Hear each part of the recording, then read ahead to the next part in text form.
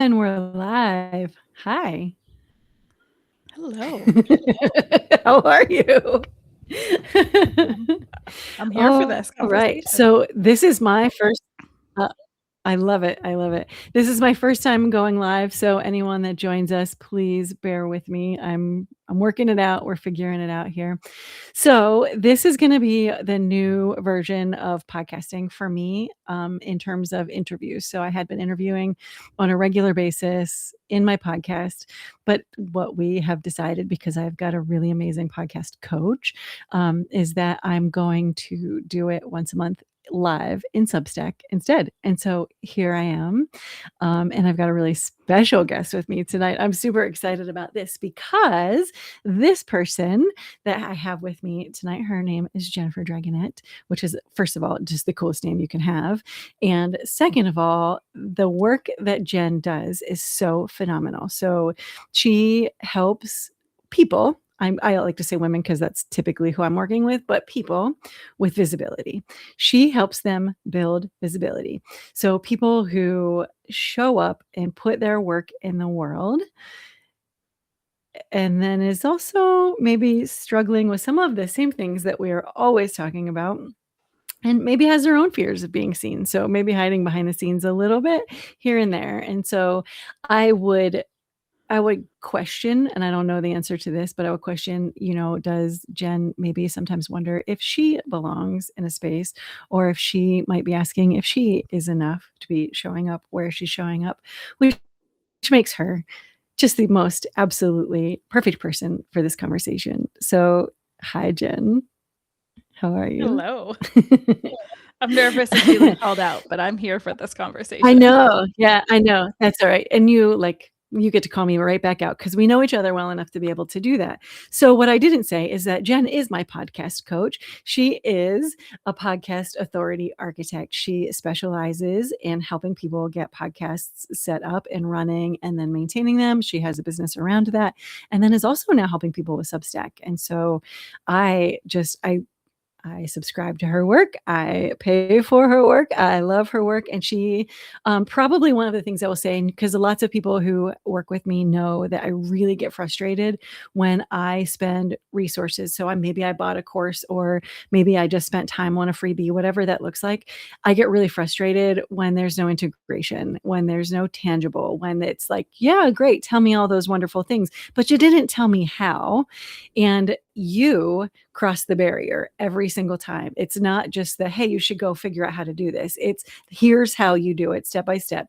And so when I found you several years ago, that podcast course, I didn't know you from anyone. I'd seen you on somebody else's something or another and was like, okay, I'm just going to give this a shot because somebody told me that this is what I'm supposed to be doing and it resonated with me.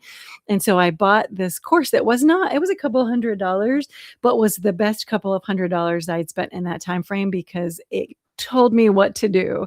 And so I love that. I love that you're there to help people to do all of that, but also to know that you're vulnerable enough to share your own struggles as you're working through all of those things.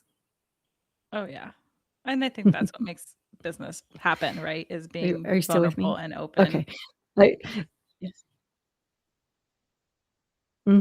Yeah, you're right.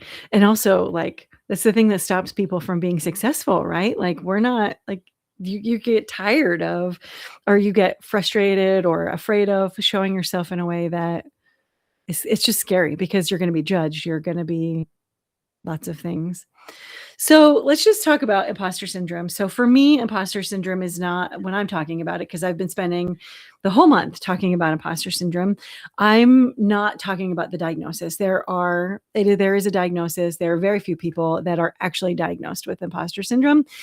What I'm talking about is a feeling. It's that feeling of like, in your body, the fear that shows up, the heart rate that expands, not wanting to, show up, wanting to hide, not wanting to be there for everybody, or to show yourself, or to be vulnerable.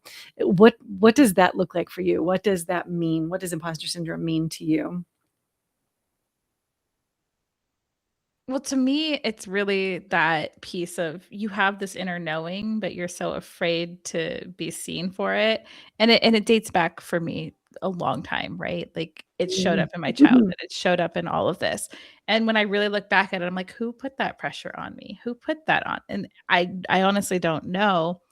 And to me, it shows up a lot by hiding in education or shining bright and then hiding, doing a big book and then being like, I don't know enough. It was a bestseller. I was asked to speak on stage. And then all of a sudden it's like, I don't know enough. So now I'm in another training. I'm buying another course. I'm buying another degree. I mean, I already spent Mhm. 12 to 13, maybe 14 years in college with all Mhm. the different Mhm. things because it's safe to be learning.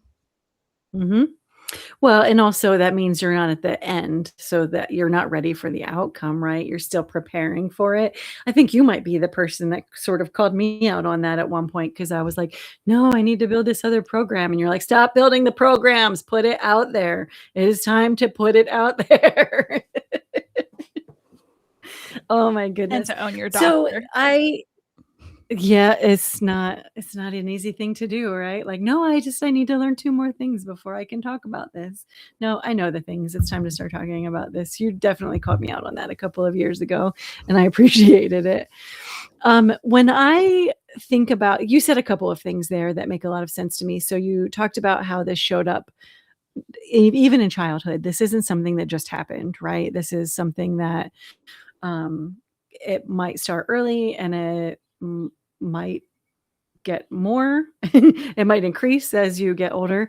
And so I think that when we're talking about imposter syndrome, one of the things that's interesting is that for me, it's not about it, there's like a gap, right, between who you are and what your worth is and what you understand your worth to be.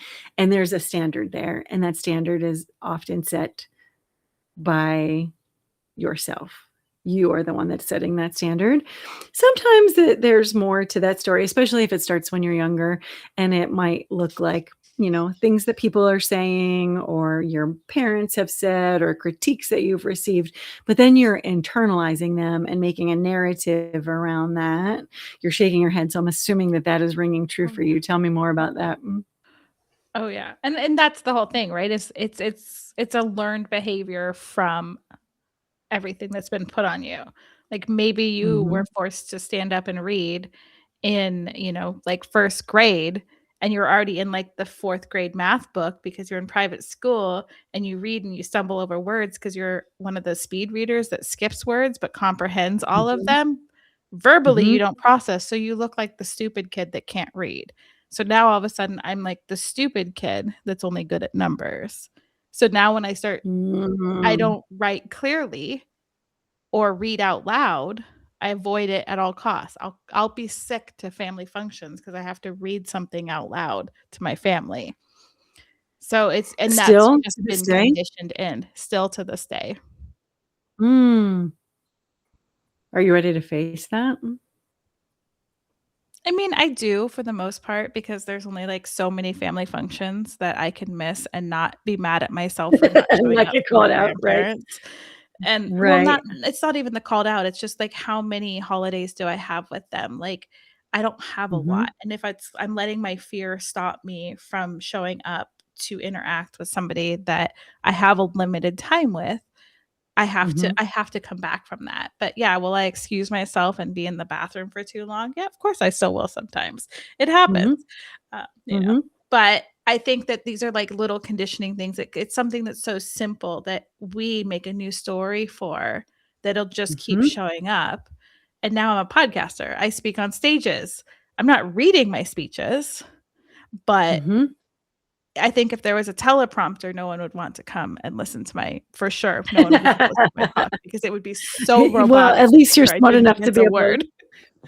Right, right, and also then because then you're afraid, then you're gonna trip over and it's gonna be worse than it could have been to begin with. I think that's amazing, and I think that the narrative that happens there is so I'm assuming there was some critique when you were younger, and that then has landed, and you talked about it, especially in school, but was it just in school or was it also at home? Were there other areas? It was just in school, and Oh, so it was, like, no, it probably was some home bullying. and Oh, it was all of it. it was Okay. everywhere. Oh, yeah. Mhm. Yeah. Oh, yeah. And so I my experience was that I was also critiqued. There was probably some dyslexia or some ADHD or something that was some sort of learning disability that was not diagnosed because it just wasn't in my day. And so I struggled with education at an early age, which is why I have a doctorate today, because I had to prove to everybody I was smart enough to do it, or maybe just prove to myself that I was smart enough to do it, because they didn't even care and they still don't understand why I did it. But I don't know that anyone critiqued me for the sake of critiquing me. Like, they weren't just being mean to me so much as I was overhearing comments that were made, or I was made to feel as if I was not enough, or, somebody else did better than me, or, my brother was always smarter than me, or, those sorts of things. And I took those things and I internalized them.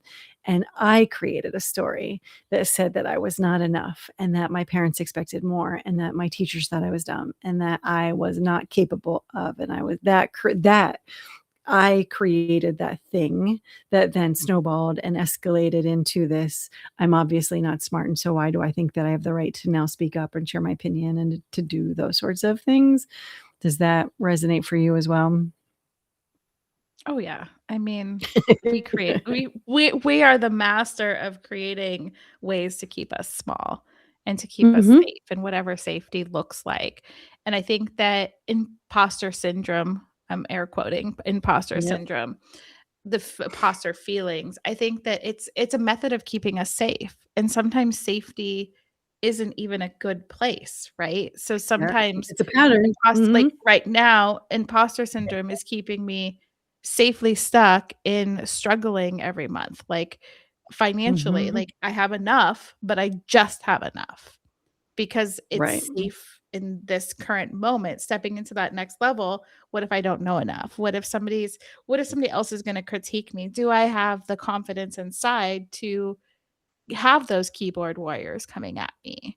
What if I went like, Mhm. there's just so many things that has cycled from that one moment of being visible that then created this chain reaction, right? So when I went home and started reading, I would skip things and then I'd get made fun of.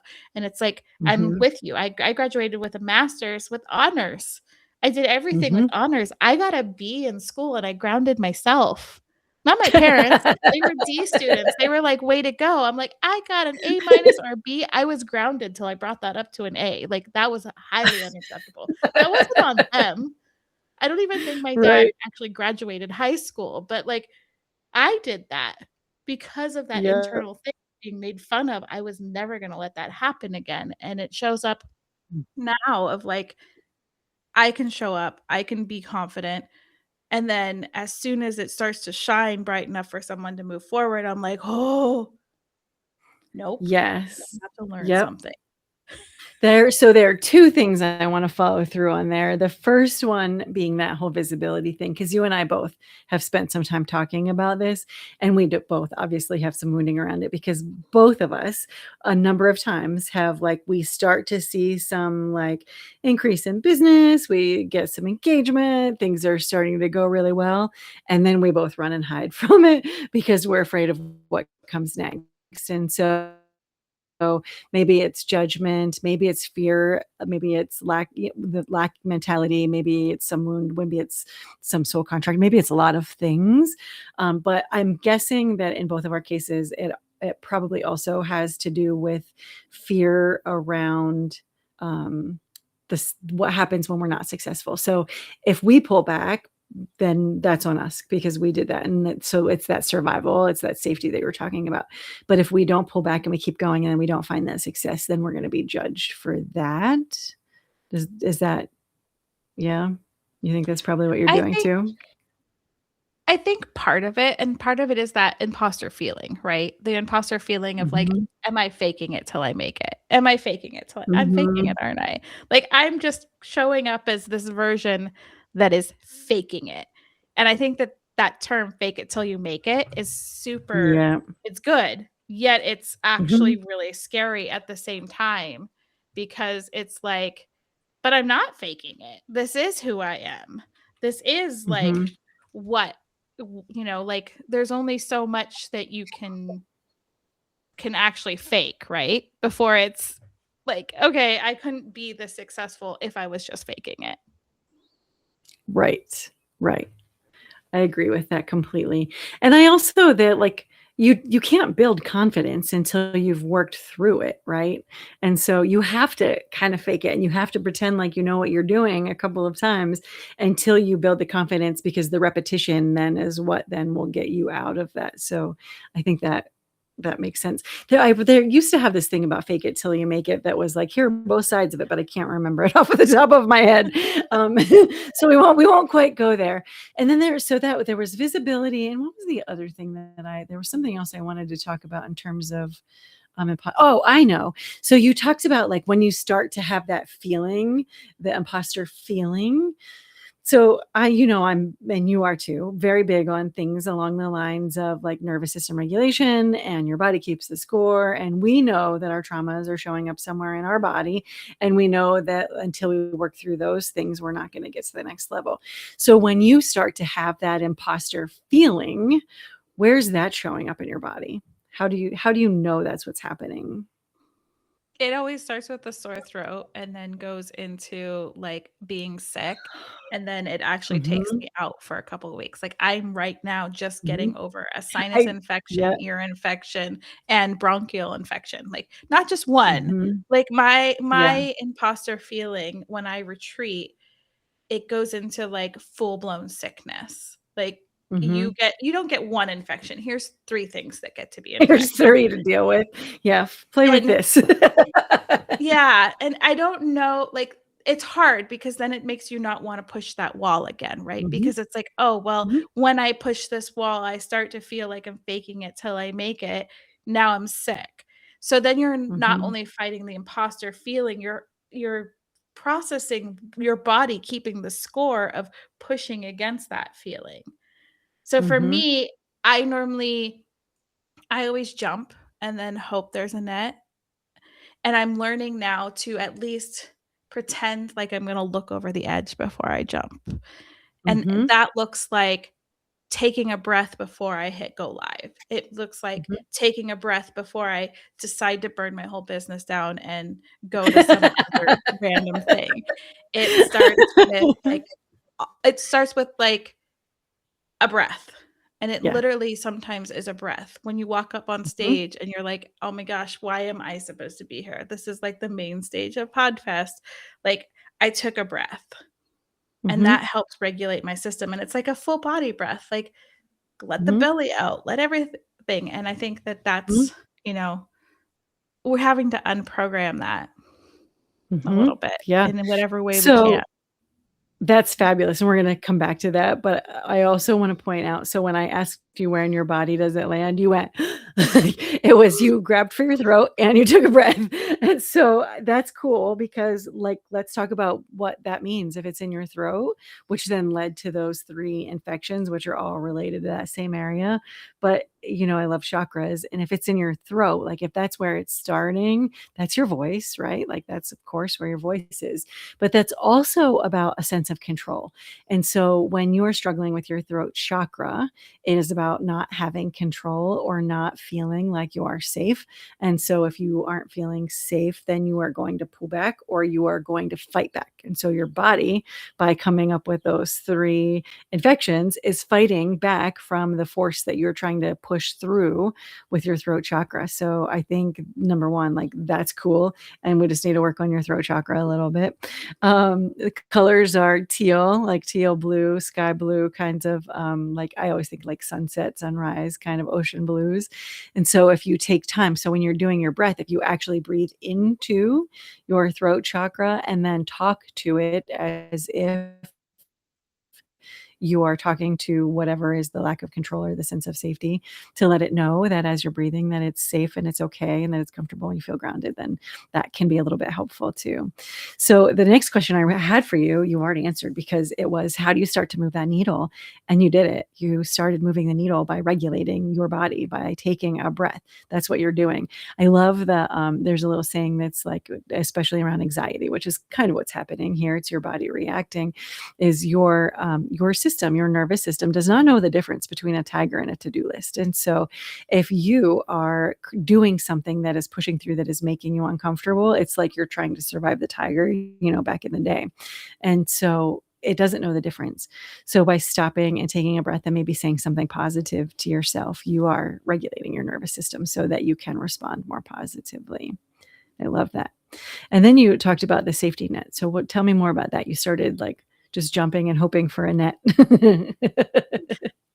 So I've always been the type of person that if I take the breath or the moment, that's when that whole feeling comes in, and it's like a full body stop. So I've just been throwing myself off cliffs for years, which normally Mm. works out in my favor. Mhm. Normally, Yep. I'm Yep. going to say Okay. it's like an 85% success rate. Mhm. But the Yep. 15% is what sticks in my body that I have to work through the next time I throw myself off of the cliff. So what that looks like now is in that breath of just looking for what it is, whether it's like for my health, it's like I got some pretty crappy health news. And Mhm. I had this doctor for 30 minutes just throw everything at me. And I could have chosen to let that stick, right? And been that, but that felt like impostering to me because it's like I Mhm. know that just because there's these diagnoses, just because there's these doesn't mean that has to limit my life like you're Mhm. trying to tell me I'm limiting my life. And then you Right. start looking at other things in your life and you're like, "Oh, well, where am I putting that same put back?" It's like, "Oh yeah, you have quote unquote this diagnosis." That's not yeah, it could be really bad, but Mhm. it's not right now. I can Mhm. address it. Mhm. Let's move forward. So looking at that situation, we can I kind of am starting to look before I leap. Like, Mhm. okay, I want to change my business. Why don't I like the name of my Substack? Why am I trying to change my business again? We just changed it over. We just decided this. We're getting some success forward. So I'm looking over the edge now a little bit of like, okay, what is this coming from? Like what were Mhm. the labs telling me? Yes, I'm gonna make you pull Mhm. out your doctor stuff over and over again. I'm like, Yep. "What were the Yep. labs Yep. telling me about why was I having this symptom when I had 2 successful back-to-back launches? Mhm. Why is the 3rd one I've put it off? Like, I was supposed to do it launch at the beginning of this month. Now I'm launching at the end of why? Why do I keep pushing it back?" Mhm. Mhm. And it's in that breath that it's like Yeah. realizing what's really holding me back, and sometimes it's okay to take that pause. Sometimes you don't have to throw yourself off the Mhm. cliff. You can look a little bit Mhm. and address. Especially just because I know that both of those 2 launches that you did do were really successful, and they brought you the "reward," in quotes, that you were looking for, and so now why are we stepping back from that? And it's coming right back to the sense of safety and security, right? I think it's an Yeah. over-functioning also. It's part of, like, the it's part of Mm. Mhm. part of my invisibility, my, like, this whole wound around, like, imposter syndrome is that I can't Mhm. be this successful. I can't have what I want. I can't ask for money for these. So part of it is, like, my imposter syndrome is I felt like an imposter because now I'm being paid for this. But when I did the first Mhm. round and I offered it at a certain level, then I was pissed at myself because I'm like, now I'm literally working for under minimum wage. So I raised my price. I tripled my price the Yep. second time, Yep. and That my makes body got sense. real uncomfortable. Made the same amount of money, way less people, and it Yep. was like but then that imposter syndrome of like, "What if this isn't good enough?" Like, some of the people that I had, I'm like, "Oh, they haven't reached Mhm. back out and told me how good it is. Oh my goodness, it's crappy. Do I show like, let's see how small I can make Yep. myself Yep. because it wasn't as big of a launch. There's not as many people giving me the feedback. And then like the few that I really wanted them to give me feedback have like ghosted. And I know they've ghosted because one Yeah. of them's on vacation and there's reasons they have. And they're Right. like, I'll get to this when I get back. Right. But It's in my this time of mind, it's year, right? failed. You failed. Mhm. You charged too much for it. They didn't see the value in it because we've been burned so much. I've spent hundreds of thousands of dollars on education and Mhm. courses and coaches that I'm like, Mhm. why did I spend 5 grand to spend 3 hours with you? You gave me nothing. Like, the lunch even sucked. Like Right. I Yeah, don't know. yeah, no, I'm with you. That was what I was talking about earlier, like, when I've spent, like, my resources on something and then I don't have the tangible, that's so frustrating for me, and I think that's part of what both of us do in terms of overgiving, is wanting to make sure that there is enough value, like, we care about that, and that's important, but I think there's more to it, and it is around a wound. I'm curious because I know that you work with Jen Kohler too, and she's gonna be on the podcast next month, and so she does some numerology and talks about like specific wounds. Do you know what yours is in terms of visibility? Oh, yeah, today I'm the magician. I'm the hide in education. Ooh. I know it all, Um, I'm afraid to tell any of it because I might be wrong. uh-huh. So I definitely like, it fits in there, but it also fits really into imposter syndrome, right? Because Mhm, when yeah, we stand in 100%. our power, when I have all these things and it's like, I can do it, I can build it, I know it's good, I know that I'm not giving, but I think that Mhm, imposter syndrome feeling keeps us mhm, overgiving because we never feel like we're good enough. So we either mhm, especially if you're in business, you either decrease your prices or you overgive. You're like, "For $100 for the first time I did this, I overgave like crazy." yeah, you sure did because I bought it. And then for $300, I'm still overgiving. That's still like 5 to 6 hours of my Yep, time. So, yeah, like, that's a lot. and it's literally giving people clarity. Like, the feedback has Mhm, been so great. Like, I have clarity after all these years. I'm multi like, mhm, but in my mind, it's the one person that hasn't reached back out who I really wanted to reach mhm. back out, say, "This is great, let's partner together," all Yep, of those things. That's the only one. So that imposter syndrome is showing up because the one person that I wanted right, is right, pulling all of that back. So now I feel like an imposter and yeah, I'm like, "Do I really know how to do this? Am I sure? yeah. Did I And that overcharge? Did I one go back person and is start just doing super $100?" freak yeah, and that one person is super freaking busy and hasn't had a chance, right? Like, it's Yeah, okay, and even if it's not, it's yeah. still okay. It's fine. So, I love this, and, one of the things that I do with my emotional ER is that I love to work through the patterns of this, and I like to pull an oracle card to help identify some of what's going on. So I have 2 decks with me. Wanna do Ooh, it? Wanna do I wanna do it. it? So I have this one is one of my favorites. It's, Angelic Lightwork, so that one's purple, and I just got this new one, and it's really pretty. It's called The Soul's Soul's Journey. Journey, and it's all teal, which teal, and I just got done talking about your teal in your throat, and but anyways, I just got it a couple of days ago, but it's connecting, and I really like it, but I'm happy to pull from either one of those. So which one do I'm you like, think? "Let's go teal." I mean, my wall that you can't see is also Um, teal, so that is my brand of color. course it My is. main my Of main color, course it my is. thing Yeah, is teal. me too. Me too. I love these cards are just look how freaking pretty they are. They're gorgeous. Okay, so what I think that we need to do is just get one card that talks to us a little bit about this wound or this imposter syndrome. Maybe it's around the magician, which is causing the imposter syndrome. There's just one card that tells us what do we need to be paying attention to right now for this. Oh, that was like 12 cards. We're not doing that. We don't have time for that. We just want one card. Talking loud. Sometimes we just got to be patient. The card will come. Hmm. Oh, I thought that was it, but I don't, and also it's hard for me to hold them up so you can see me shuffling them, but I'm trying. We want one that will, would you see that? They're like all coming out. We're not doing that either. We want one that will either just jump out or will sit sideways enough that we know that that's our card. That one stuck to my hand. It might have been it.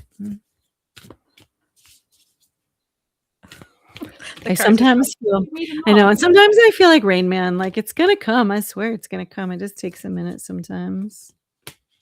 And I hate rushing it because then I'm like, that's not even the card. She's Louise. It's also really warm in this room, so I feel like they're starting to stick together. All right. All right, we got our card. Ooh, I'm Are you ready. ready? Lay it Okay. on me. I'm gonna lay it on you. So it says, one thing at a time, focus on a single purpose.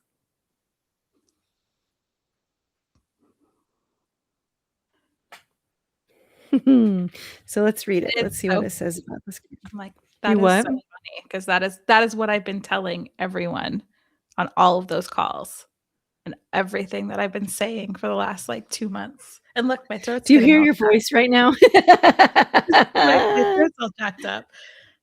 Yeah. Funny how that works. So say more about that. This has been your focus. It's been your It's been my focus focus on to one thing at a everybody time. is, like, one thing at a time, like, show up as one thing, and it's kind of why I've stuck in podcast realm, right? Because you came in, you know it's not just podcast, like, once you come into my Mhm. realm, No. once you come into my world as a Yeah. friend, as a client, it's like, "Here's this how you Mhm. do the podcast, here's your 1, 2, 3, but we have to build the whole back end at Mhm. once, but it's one thing." And Yep. as a multi-passionate, it's hard to show up as the one thing. It feels like you're being an Oh, imposter in your isn't body that the because truth? you're the Yeah. one thing. Like, I'm a podcast person, and then you get, like, it's part of the reason why, this last 2 launches, it's like, I already did 2 of them. You want me to do it again? Like, Yeah. boring. Yeah. Again. But it's Do like it again.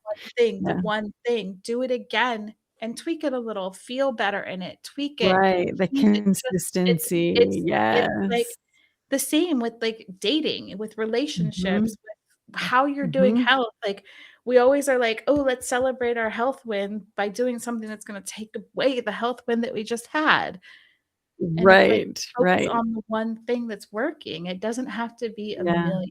So I feel very called out, very called out. Mhm. Yeah, you should. And I also so I'm gonna just sort of double down on something that you just said is like when somebody meets with you, and this happened for me, I bought this, I think it was like a 2 or $300 podcast course that was supposed to be asynchronous, and then you offered me a call as a thank you, and I was like, "Sure, I'll take the call. I have no idea what we're gonna talk about, but whatever." And also, I'm at this point, I still don't know what I do or why, and so I'm not sure what I'm gonna tell you.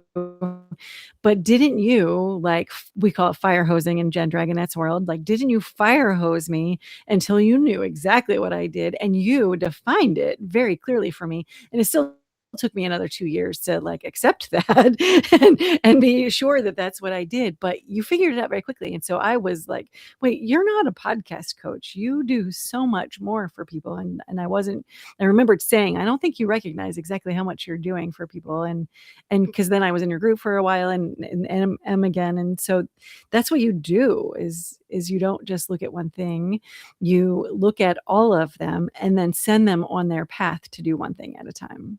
I think that's incredible. But it has to be the card, it has to be the one thing or the imposter syndrome comes back in, Yeah, or the trying too hard or the pushing yeah, away, so I feel very called out of, like, yeah, that's the one thing I need to focus on the one thing to fix the imposter syndrome focus that on the fixes one the thing. visibility, and it's like the one thing is Yeah. staying in lane for me.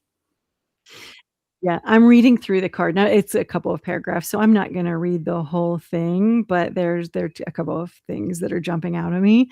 If you feel you are working hard but not accomplishing much, it could be that you are working on too many projects at once. Productivity isn't about how busy you are or how fast you work. It is about how much you actually achieve. Success comes from grasping your deeper purpose, not from spreading out to cover too much.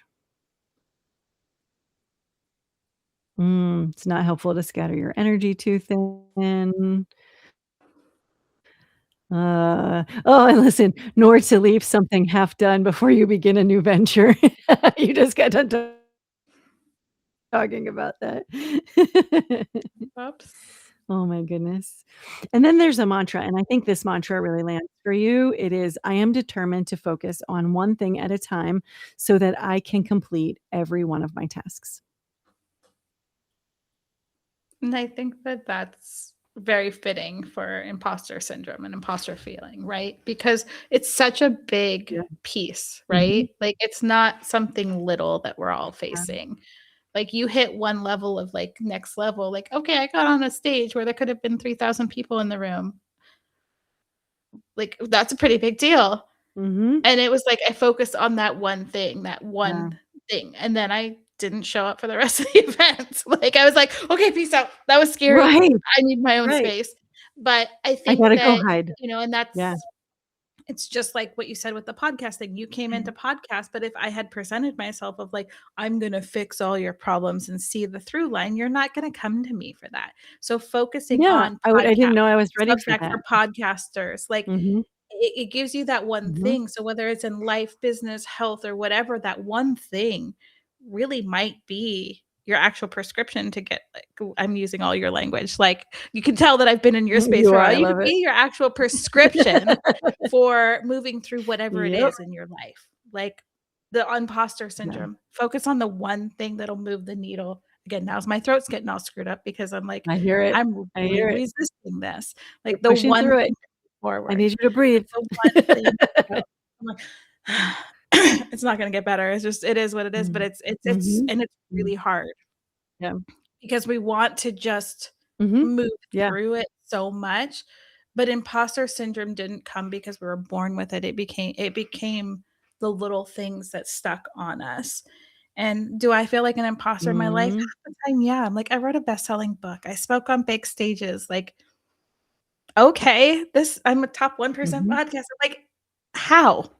I'm just this little petite Right. thing that lives, like by myself with a dog. Like, Yeah. how am I? It doesn't feel like I Mhm. feel like I'm faking it, but then holding back feels like Right. it's faking it. So you have the 2 sides of you that are, Yeah. and I think that imposter Very syndrome disconnected. is very So rough. it's very disconnected and then it pulls you out of alignment, right? So if you are not because when you are not doing either of those things well, if you are either forcing your way through imposter syndrome and not believing in yourself and or you're hiding because you're not ready to push through it and fake it until you make it, then you're out of alignment and you're not living in your integrity from either side of it. And as long as you're not living, and I know that's such a kitschy word and I it's so trendy, like it drives me crazy, but it's true, right? If you are not living in your own integrity, then you are out of alignment. And if you are out of alignment, nothing's going to work. You are going to be unhappy. You are not going to feel any kind of joy, any kind of fulfillment. And so you've got to figure out what is the through line there in order to find the balance for you to find the alignment so that you are living your truth. And I think you're getting there. I really do. You're getting there. And I That think is now it's time to sort of unravel the story and the narrative that you have created so that you can focus on that one thing. and only tackle one story at a time inside One at a there time. Focus on one at a time. instead of all of them. I love that. I love it. Jen, I think you're fantastic. What I will say to anybody that is listening, so Jen and I are both on Substack. We recorded this live on Substack. And so if you want to come back to it, it will be there. And then also follow both of us if you're not already and subscribe to both of us if you're not already.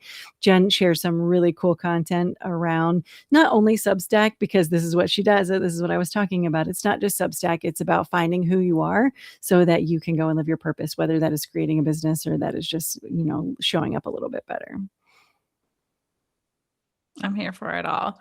And I'm like, and I'm here for all the prescriptions you're gonna give me to make sure that I keep Yeah. showing I love it. I 'cause will I start mean, calling you out when you're you not. called you called me out. You're the reason I'm the Mhm. architect now. Like a year ago, you called Yep. me an architect, and I'm like, uh-uh. It Yeah. took me a year to settle in, and I think you need those people in your life. You need to have the energy Oh, of don't people. I Like, agree? sometimes it's so Yep. hard. Like, don't try to go at this alone. Don't try to overcome imposter syndrome alone. Like, Mm. find your No. person, get your prescription, do your one Yep. thing, and maybe that's, like, what you do right now is, like, do your one thing, you know? Yeah. I Go to love it. the ER. You need to go to Go to Doctor the T's ER. Do your ER. one thing. Yep. Like, well, Follow come Jen, hang follow out in Tanya. Dr. Tanya's, you're always gonna be Dr. Tanya to me because you worked hard for I that. love that. I'm like, "Go to our I ER." did. Like, I go did. and ER is Yeah. special. Your book is special. Like, even the Aw. even the people that helped you get the book out there said, like, "It came to me right when I needed to," and you've made some huge Mhm. shifts, and I think that it's about taking that one step with the people around you that can help you see the light Mhm. and know that imposter Yeah. syndrome is a feeling and feelings aren't facts. And that's really hard. Oh, yes, I love that. It is so hard. Feelings are not facts. They are not data, my friend. Do not listen to them. Put them away and find the data. I love it. I love it. All right. Fantastic. Jen, thank you so much. I appreciate your time. For everybody listening, I will put all of the links that we've talked about in the show notes so that you can find both Jen and myself anytime that you're ready. Thanks, Jen. You're welcome.